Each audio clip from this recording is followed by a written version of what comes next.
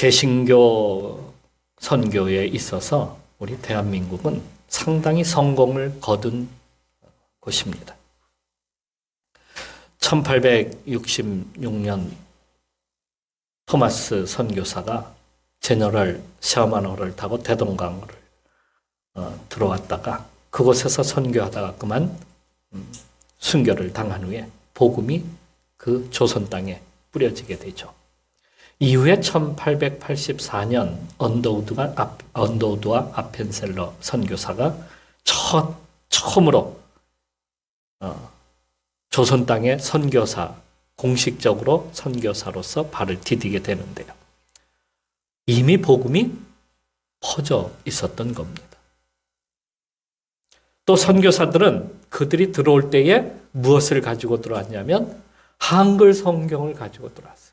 마가복음. 이수정 선생님께서 번역한 마가복음을 들고 들어왔어요. 그 정도로 선교의 열매가 벌써 맺혀지고 있었다 하는 것입니다. 선교사들은 교회를 세우고 병원도 세우고 또 학교도 세웠어요. 다양한 사회 사업을 갖다가 전개함으로써 대중에 녹아드는 그러한 정책을 폈습니다. 1907년 평양 대부흥운동이 일어나는데요. 평양이 90%가 예수를 믿었대요. 당시에. 그 정도로 전도가 아주 강하게 일어났습니다. 그래서 1930년대만 해도 이미 한국의 대중 종교가 바로 기독교였다 하는 것입니다. 그리고 6.25 전쟁을 거치면서요. 기독교는 민족의 종교가 되었습니다. 7, 80년대 그때는 다시 한번 교회가 부흥을 하여서 2000년대 이전만 하여도 전 인구의 국민 전체의 4분의 1이 교인이 되었어요. 4분의 1. 그러니까 그게 무슨 말이냐면 4사람 중에 1사람은 교인이었다 하는 겁니다. 그만큼 교회가 크게 성장을 했습니다.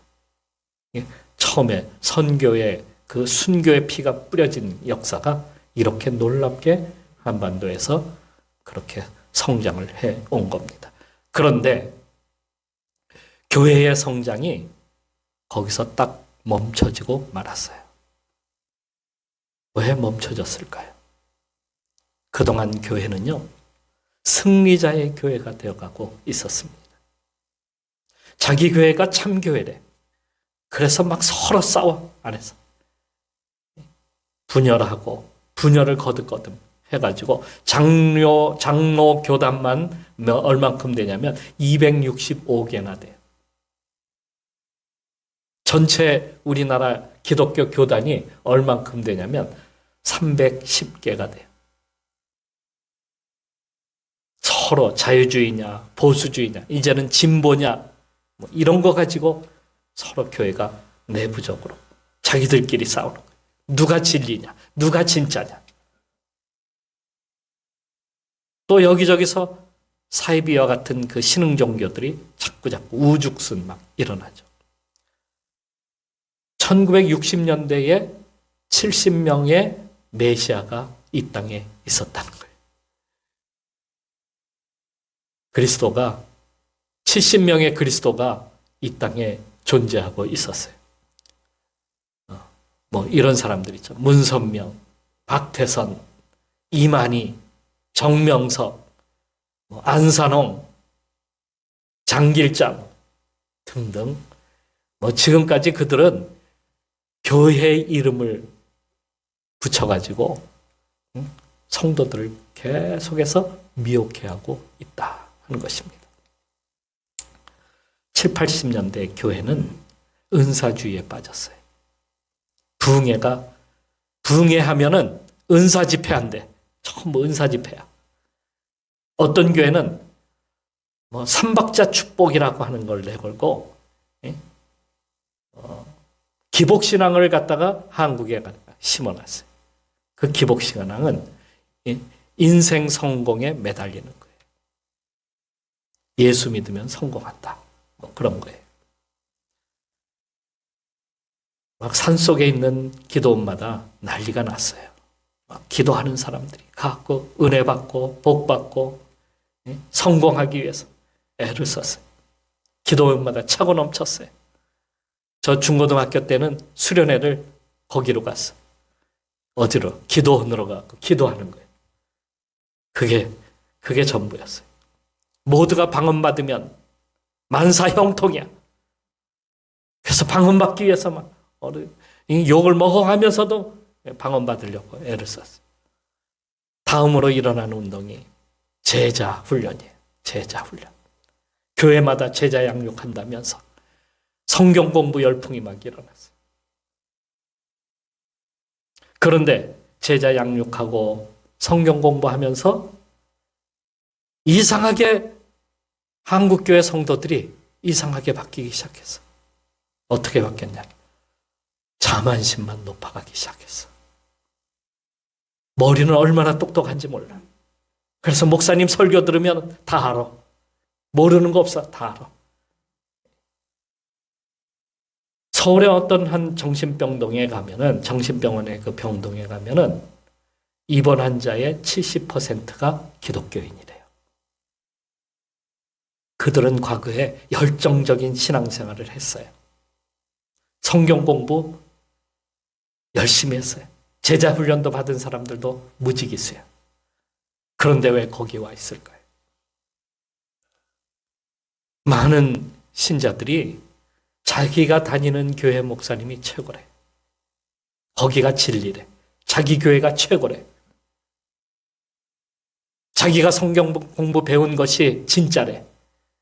그래서 남의 것을 다 무시해버려.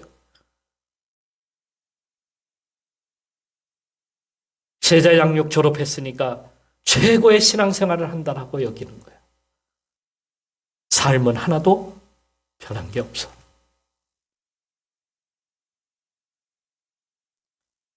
여러분, 주일 성수 잘하고 11조 잘 내며 성경에 대해서 누구보다 많이 알고 많이 읽고 성경 공부 열심히 나가서 봉사도 잘하고 제자 양육 받았으니 이만하면 나보다 더 나은 신앙생활을 하는 사람이 어디 있느냐? 이렇게 교회를 다녔으니 참 신앙으로 성장했을까요? 그건 한국교회가 바리새적 종교관에 빠져버리고 만 겁니다.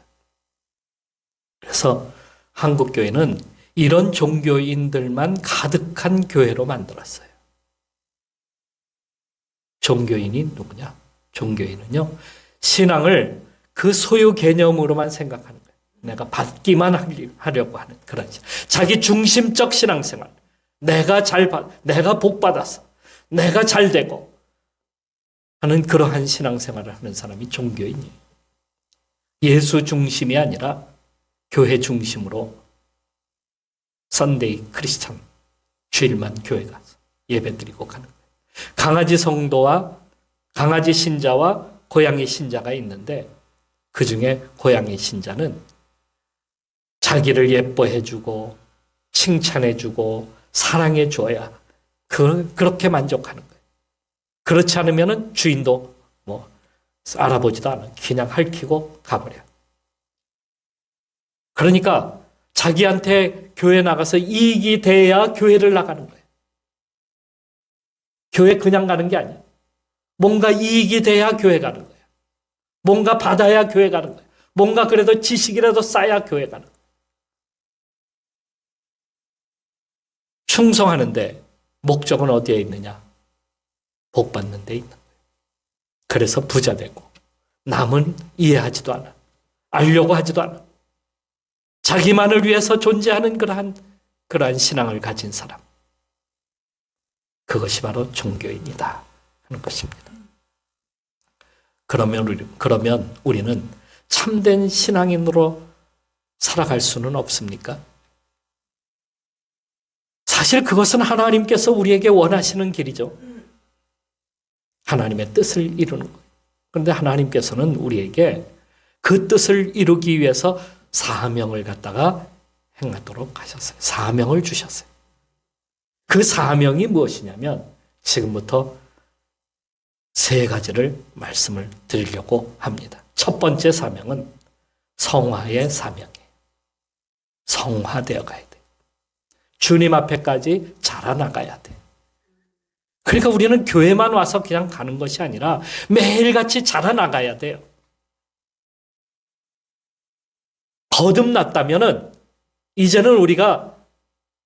이제는 가만히 있는 것이 아니라 죽은 것이 아니라 살아나는 거예요. 생명으로. 그리스도의 생명으로 우리가 살아났으면 이제는 자라야죠. 자라지 않는 것은 어떤 거예요? 죽은 거예요. 자라야 돼요. 어디까지? 예수 그리스도 앞에까지 자라가야 돼요. 그것을 바로 성화되어 간다. 거룩함이 우리 속에서 채워져 간다 하는 것입니다. 그러니까 그게 언제까지 그러냐? 우리가 주님 앞에 갈 때까지 하는 거예요. 어떤 분은 이제 뭐 내가 70이 넘었는데 이제 내가 뭐 80이 넘었는데 뭘 성화해요? 그냥 교회만 잘 다니지. 그렇지 않아요. 교회만 다니는 것이 아니야. 교회는 내가 그렇게 사는 것에 대하여 감사와 기쁨을 가지고 하나님 앞에 영광 돌리는 것이지 교회 나간다고 잘하는 것이 아니야. 예배 드린다고 잘하는 것이 아니야. 내가 주님 앞에서 그렇게 신실함과 정성을 다하여서 주님 앞에 드릴 때에 그때 우리가 잘하는 겁니다. 그러니까 우리가 말씀을 듣고 가서 그냥 가만히 있는 것이 아니라 그 말씀대로 내가 이제는 살아야 되겠다. 그 말씀을 가지고 이제는 내가 생명을 가지고 나가야 되겠다. 이럴 때 우리가 자라나가는 겁니다. 그러니까 교회 20년 동안 교회 나와도 변한 것이 하나도 없다. 그것은 내가 아직 거듭났다, 안 거듭났다. 거듭나지 않은 거야. 죽은 거야, 아직.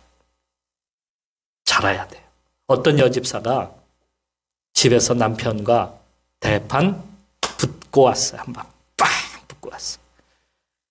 그래서 목사님과 상담을 했어요. 목사님이 아니 무슨 문제 때문에 그렇게 싸우셨어요? 도대체 그 인간이 내 말을 하나도 안 들어요. 글쎄, 왼수예요, 왼수.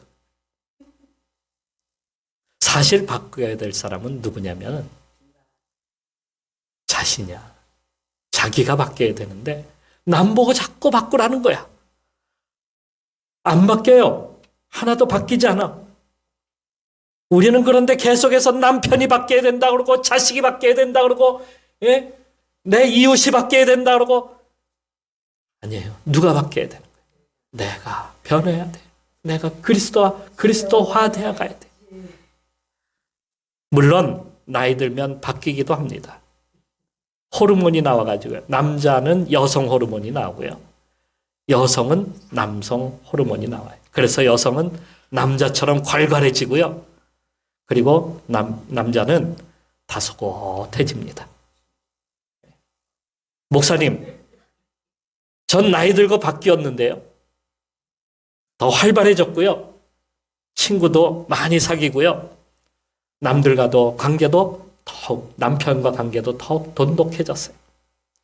그건 나이 들면 그냥 사회적 능력이 향상되었다라고 생각하시면 되는 거예요. 사회적 능력이 향상되었어요. 그러니까 인격 자체가 바뀐 것이 아니라 사회적 능력이 향상됐어요. 매너나 예의범절도 사회적 능력에 속해요. 그렇다고 그것이 변화된 인생을 사느냐? 그것은 아닙니다. 전에는 우리가 육체를 따라 행하였어요. 그래서 성경은 이렇게 말씀하고 있습니다. 전에는 우리도 다 그 가운데 우리 육체의 욕심을 따라 지내며 육체와 마음이 원하는 것을 하여 다른 이들과 같이 본질상 진노의 자녀였더니 본질상 진노의 자녀였다는 말씀이에요. 그렇습니다. 예수님 만나기 전에 우리의 삶은 그냥 세상의 그 삶을 쫓아가는 거예요. 그러니까 그 성질 그대로 가지고 사는 거야. 자기 중심으로 살고, 자기 욕심으로 살고, 그러니까 성격이 안 바뀌어. 바뀔 수가 없어요.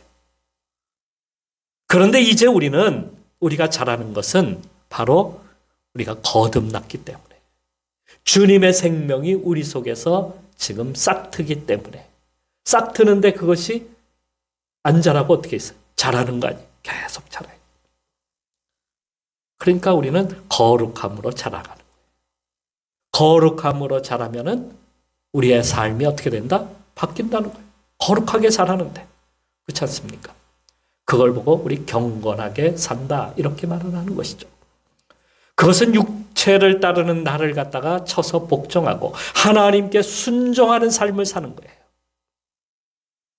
그것이 바로 예수님을 닮아가요. 왜요? 예수님께서 하나님께 순종하셨으니까. 우리가 그렇게 예수님을 닮아가는 거예요. 예수님께서 보여주신 그 순종과 겸손하심과 사랑과 희생과 그리고 용서와 인내와 평화, 이걸 배워야 되는 거예요. 우리가 이것을 따라가야 되는 거예요. 이것을 내 속에 채워가야 되는 거예요. 그래서 바울은 빌립보서에서 내가 그를 위하여 모든 것을 잃어버리고 배설물로 여김은, 과거에 내 육체로 살았던 모든 것들은 다 배설물로 여기는 거예요. 그리스도를 얻고 그 안에서 발견되려 함이니, 누구를 얻는 거예요? 그리스도를 내 속에 채우는 거예요. 그게 변화되어가는 삶이에요. 그러니까 제가 열심히 교회는 다니는데요, 잘 안 되는데요. 아니요. 왜 안 될까요? 바로 그리스도를 채우려고 하지 않으니까.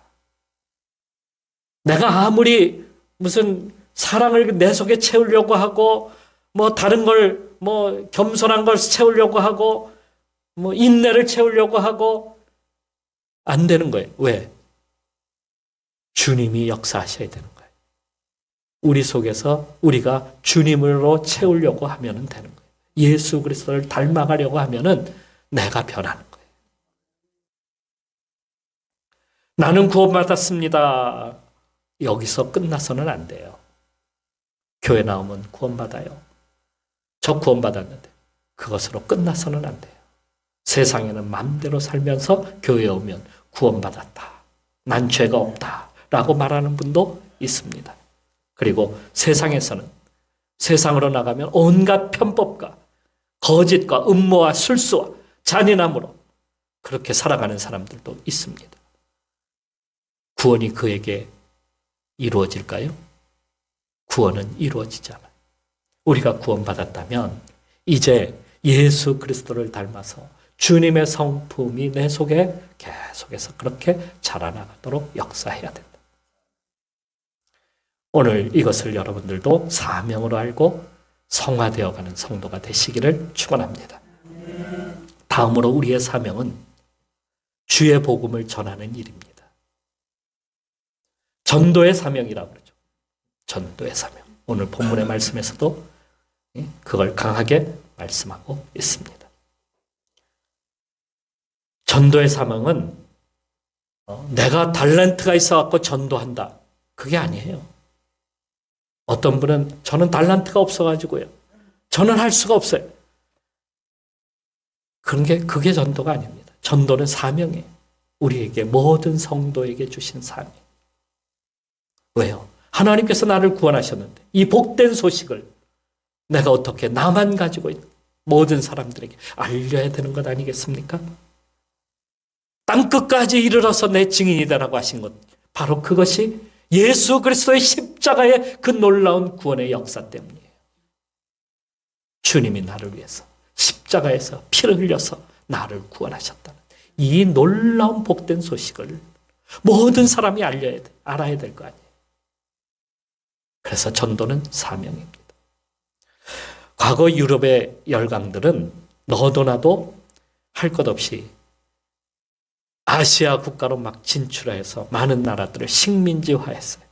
그 가운데 영국은 인도를 갖다가 점령하고 기독교 국가, 그러한 나라로 만들려고 했어요. 1765년부터 1947년까지 인도를 갖다가 점령하여서 통치하였습니다. 처음에는 향료, 차, 비단, 도자기 이런 것들을 갖다가 수입해서 들어갔는데 이게 욕심이 생기다 보니까 아예 나라를 갖다가 식민지화 만들어서 나라 전체를 갖다가 바꿔보려고 그렇게 애썼어요. 그래서 그곳에 많은 선교사들을 갖다가 보내기 시작합니다. 우리가 알고 있는 그 유명한 윌리엄 캐리 이런 분들도 당시에 그 인도에 들어가서 엄청난 선교를 했어요. 하지만 영국이 인도를 갖다가 기독교 국가로 만들었을까요? 못 만들었어요. 오히려 인도는 기독교 국가가 아니라 힌두교 국가로 이슬람 세력으로 더 강화가 되었어요. 인도의 지도자 간디는 예수는 좋지만 난 교회는 싫어. 이렇게 말할 정도였어요. 그들이 전한 복음은 어떤 복음이었을까요? 자기들만의 복음이야. 오늘날 그 실패로 인해서 교회가 점점 무너져 내리고 있다는 사실이에요. 영국의 교회도 유럽의 교회도 사라져가고 있습니다. 안타깝습니다. 앞으로 우리는 어떻게 될까요? 복음을 전하지 않으면요, 우리도 그렇게 변합니다. 진실된 복음을 전해야죠. 복된 소식을 전해야죠. 자기들만의 복음이 아니라, 자기 욕심을 채우기 위한 복음이 아니라 진정한 복음을 전해야 돼요. 복된 소식. 부지런히 전도해야 합니다. 전도하기 싫으면 방법이 있어요. 애기 많이 낳으면 돼. 낳기 싫으면 뭐 해야 돼? 전도해야 돼. 전도하기 싫으면 많이 낳아야 돼. 그래서 하나님의 집을 갖다가 자꾸 채워야 돼. 강권해서 채워가는 사명에 불타는 성도가 되시기를 축원합니다. 주님은 우리에게 이렇게 명령하셨어요. 오직 성령이 너희에게 임하시면 너희가 권능을 받고 예루살렘과 유대와 사마리아와 온 땅끝까지 이르러 내 증인이 되리라. 마태복음 28장에서는 이렇게 쓰고 있어요. 그러므로 너희는 가서 모든 족속으로 모든 민족을 제자로 삼아 아버지 아들과 성령의 이름으로 세례를 주고 내가 너희에게 분부한 모든 것을 가르쳐 지키게 하라. 마태복음 28장 말씀입니다. 우리가 말씀을 따라 행하면 하나님이 우리의 삶에 복을 내리십니다. 땅끝까지 복음을 전하는 사명을 우리 잊지 맙시다. 기회가 있든지 없든지 우리는 전도해야 됩니다. 우리 주위에 열심히 주의 복된 소식을 전하여서 나만 구원받을 것이 아니라 모든 사람들이 다 주님의 복된 소식을 듣고 주님 앞으로 나와서 구원에 이르는 축복을 얻어가는 그러한 길로 우리가 나가도록 힘쓰는 성도가 되시기를 축원합니다. 세 번째, 하나님이 주신 사명은요, 우리 다음 세대 후손을 갖다가 세우는 일입니다. 성경엔 가문의 족보에 대하여 여러 군데서 쓰고 있어요. 아브라함의 족보, 아담의 족보, 다른 여러 족보들도 많이 나오죠. 어떤 족보는 대가 끊겨서 이어가지 못하는 족보도 있습니다. 성경의 단지파는 대가 끊겨가지고 사라져버렸어요. 그들은 우상을 섬기고 그것을 따라가다가 결국에는 사라지고 없어졌습니다. 여러분, 우리나라는요, 앞으로 100년 후에 없어질 나라 중에 하나라고 합니다. 100년 후라니까 굉장히 먼 것 같죠. 우리 다음 세대만 지나면 사라져요. 두렵지 않습니까? 걱정되지 않아요? 왜? 인구가 줄고 아이들이 줄고 결혼을 하지 않은 사람들이 자꾸 늘어나니까. 우리가 아무리 잘 살고 아무리 복 받으면 뭐합니까? 대가 끊기는데, 나라가 사라지는데 불행한 일 아닙니까? 지금까지 세상에서 사라진 나라나 민족들이 굉장히 많이 있어요. 그 가운데 이런 나라도 있죠. 이런 민족도 있어요. 콜럼부스가 아메리카 대륙을 발견하고 유럽 사람들이 이 아메리카 대륙으로 막 이주해 가기 시작할 때에 거기에 누가 살고 있었어요? 인디언들이 살고 있었습니다. 그 인디언들의 땅이었어요. 아메리카 대륙. 그런데 지금은 누구의 땅이에요? 그 인디언들은 다 사라졌어요. 다 없어졌어요. 민족이 없어졌어요. 제가 선교사로 있던 러시아 하바롭스크, 시베리아 지역에 원주민들이 참 많았어요. 몽골 계통의 여러 부족, 민족들이에요. 다른 민족이에요. 그런데 그들이 다 사라졌어요. 그 땅은 누구의 땅이었냐면 그 시베리아 원주민들의 땅이었어요. 그런데 러시아가 점령한 다음부터 그들은 서서히 없어져 갔습니다. 말도 없어지고 사람들도 사라집니다. 민족이 사라집니다. 그 이유는 어디에 있겠어요? 민족의 정체성이 없기 때문이에요. 그런데 말입니다. 저 이집트에 가면 크리스찬들이 있는데요. 그들을 뭐라고 부르냐면 콥틱 크리스찬, 콥틱 기독교라고 부릅니다. 콥틱은 헬라어를 갖다가 이집트어로다가 이렇게 표기하여 우리나라로 말하는 이두문자처럼 그렇게 쓰는 언어 그겁니다. 그래서 도마복음을 갖다가 그렇게 콥틱어로 썼다고 합니다. 예루살렘이 멸망하면서 기독교인들이 뿔뿔이 다 흩어졌잖아요.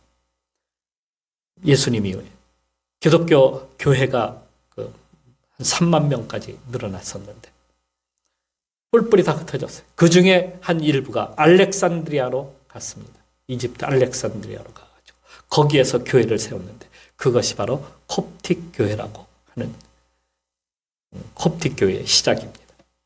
그들은 지금도 이집트 인구의 13%, 1,000만 명이나 됩니다.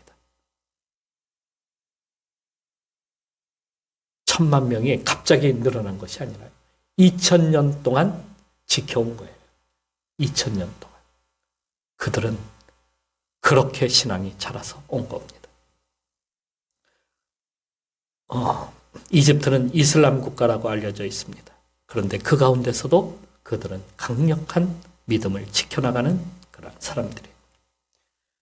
이슬람 테러 조직들이 교회 앞에다가 막 폭탄을 설치하고 기관총으로 가서 막 갈기고 예배 드리는데 그래도 그들은 믿음이 변하지 않습니다. 자기 신앙을 끝까지 지켜요. 2000년 동안이나 그렇게 지켜왔어요. 그 이유는 예수 그리스도가 나의 구주십니다. 이 믿음을 확실하게 갖고 있기 때문에 이걸 고백하고 후손들에게, 자녀들에게 이걸 가르치는 겁니다. 예수가 그리스도시다. 우리는 예수 그리스도를 믿고 구원받는다. 아예 몸에다 새겨놔요. 몸에다 새겨서 지워지지 않게 만들어요. 너는 그리스도인이야. 너는 하나님의 자녀야. 이걸 분명히 하는 거예요. 그런 신앙으로 살아온 그들은 사회에서 따돌림도 당하고 취직도 안 되고 쫓겨나기도 하고 하지만은 신앙을 포기하지 않습니다. 나는 하나님의 자녀야. 나는 예수 그리스도가 나의 구주야. 이걸 믿는 거예요. 이걸 보고 자녀들이 자라나서 자기들도 고백하는 거예요. 그래서 후손에게 바톤이 연결돼서 2000년 동안 연결돼서 온 신앙이에요. 막 꺼져가는 것이 아니라 강력하게, 더 강력하게 일어나고 있는 거예요. 우리도 신앙의 대가 끊겨서 되겠습니까? 우리 후손에게 하나님이 구주이심을 우리가 전해야 되는데 우리가 전하지 않냐고. 우리만 그냥 믿으면 됐지. 나만 구원받으면 됐지. 이것으로 끝나서는 안 된다 하는 것입니다. 생명을 다해서 전해야 돼요. 하나님이 나의 하나님이시다. 나의 구주시다. 예수 그리스도를 믿어야 구원받는다. 이 사실을 부지런히 가르치고 그 바톤이 올바로 연결되도록 우리는 해야 된다는 거예요. 그걸 가르쳐야 돼. 오늘 우리에게 주신 사명, 주님 앞에서 자라나가는 성화의 과정, 그리고 복음을 온 세상에 전해야 되는 사명, 또 바톤을 우리 자손들에게 연결해주는 사명. 바톤 제대로 연결해주지 못하면 끝까지 경기에서 이길 수가 없어요. 바톤 잘 터치해줘야 돼. 이거 사명이에요. 그때에 하나님께서 우리의 가정과 가문과 나라에 복을 주시는 거예요. 여러분, 우리 모두가 이러한 사명을 가지고 이 나라를, 우리의 가정을, 우리 신앙을 바르게 세워가는 성도로 살아가시기를 주님의 이름으로 축원합니다.